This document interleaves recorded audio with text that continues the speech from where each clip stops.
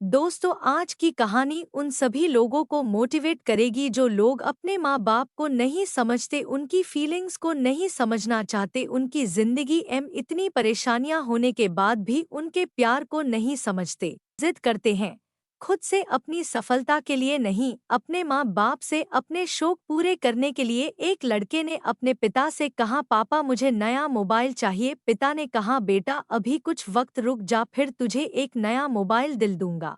बेटे ने कहा, आपके पास मेरे लिए कभी पैसे नहीं होते हैं, मेरे सब दोस्त अच्छे रहते हैं, किसी के पास कोई कमी नहीं है केवल मेरे पास ही हर चीज की कमी होती है। अब आप बच्चे पैदा करना बेहद आसान है, लेकिन उन्हें पालना बेहद मुश्किल जब आप मेरी जरूरत पूरी कर ही नहीं सकते। तो क्या मतलब इस घर में रुकने का? मैं घर छोड़कर जा रहा हूँ। बेटा रुक जा, मेरी बात तो सुन, हम तुझे दिला देंगे। माता और पिता ने बेटे को रोकने और समझने की काफी कोशिश की, लेकिन वो नहीं रुका। गुस्से में उसने बैग पैक किया और घर से निकल पड़ा।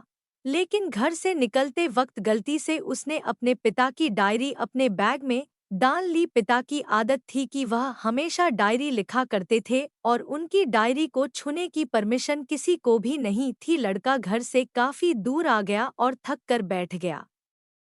जब उसने वो डायरी देखी तो उसने सोचा, आखिर मिल ही जाएगा खजाना। बेटे को लगा इस डायरी में पिताजी की सारी लेनदेन का हिसाब होगा। जैसे ही लड़के ने उस डायरी को पढ़ना शुरू किया, उसकी आंखों से आंसू बहने लगे। डायरी की शुरुआती पन्नों में बेटे को जो बाइक दिलाई थी उसका हिसाब लिखा था, जिसकी ईएमआई पिताजी अभी तक चुका रहे थे।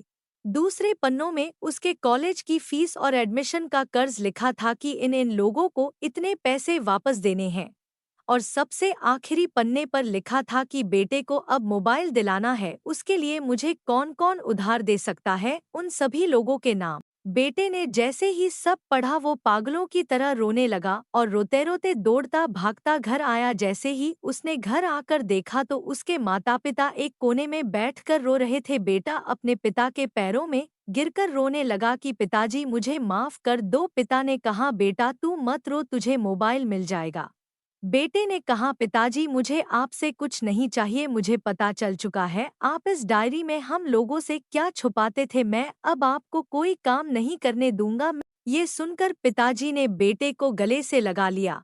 दोस्तों, माँ बाप अपना पूरा जीवन, अपनी पूरी खुशी अपने बच्चों के लिए कुर्बान कर देते हैं, लेकिन कुछ बच्चों को लगता है कि माँ बाप ने उनके लिए कुछ नहीं किया। वह कभी आपको अपनी समस्या नहीं बताते, भले ही वह कितनी ही बड़ी समस्या से गुजर रहे हो। रिश्तेदार भी उन्हें नीचा दिखाते होंगे तो भी वो सह लेते होंगे, लोग भी ताने मारते होंगे तो भी वो सह लेते होंगे, लेकिन आपसे अपनी समस्या कभी शेयर नहीं करते, क्योंकि वो आपको कभी दुखी नहीं देखना चाहते हैं। अब आपका फर्ज बनता है अपने माँ बाप को अच्छी तरह रखना और उन्हें सुख देना, ताकि वो भी अपने जीवन का बचा हुआ समय सुख में गुजार सके। यदि आप अभी भी नींद में सोए हो तो आप जग जाइए और अपने शौक पूरे करने पर नहीं, अपना करियर बनाने पर ध्यान दीजिए, क्योंकि अगर आप अपने माँ बाप के रहते कुछ नहीं कर पाए तो बाद में आप सोने का महल भी बना लोगे ना, उसमें भी आपको नींद नहीं आएगी। माँ बाप ही हमारे सच्चे साथी है। अपने जीवन में कुछ बेहतर कर लीजिए ताकि आपके माता पिता को उम्र होने के बाद भी काम ना करना पड़े। धन्यवाद।